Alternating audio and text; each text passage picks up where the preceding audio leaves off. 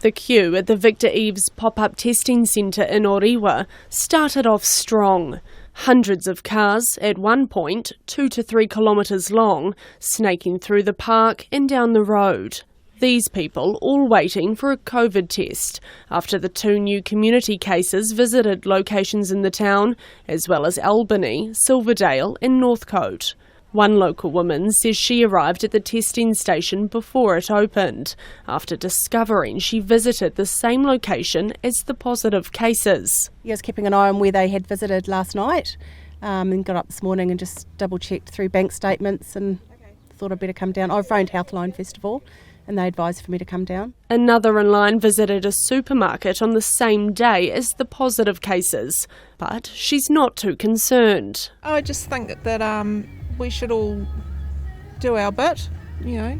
If we were there, we should get tested, and we certainly don't want COVID coming back, that's for sure. With Auckland anniversary weekend just around the corner, she might reconsider her long weekend plans. Oh, well, obviously I need to wait till I get a negative test, but yeah, I don't know, I'm thinking maybe we should just stay home. This man waiting in line for his COVID test agrees. I think we should just be staying in our community, I think. Keeping safe. Keeping safe, yeah. The testing station also allowed people to walk up and get a test. I parked up across the road and walked across the road, mate, because stuff's sitting in that queue. But no, good on them, they're doing a great job. There's like 20 people out here. Gary Brown, who's the chairman of Hibiscus and Bay's local board, was at Victor Eves Park and was surprised by the amount of people. I mean, a long line. It looks like 2 or 3 kilometres of cars, but so it shows that there is concern in the area and people are doing their homework and maybe coming down and getting tested, which is important. The line of cars eased throughout the morning, with everyone seemingly relaxed and waiting patiently.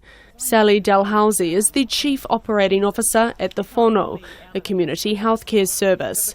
She led the Orewa testing station today and had snacks and water on hand for those waiting to be swabbed.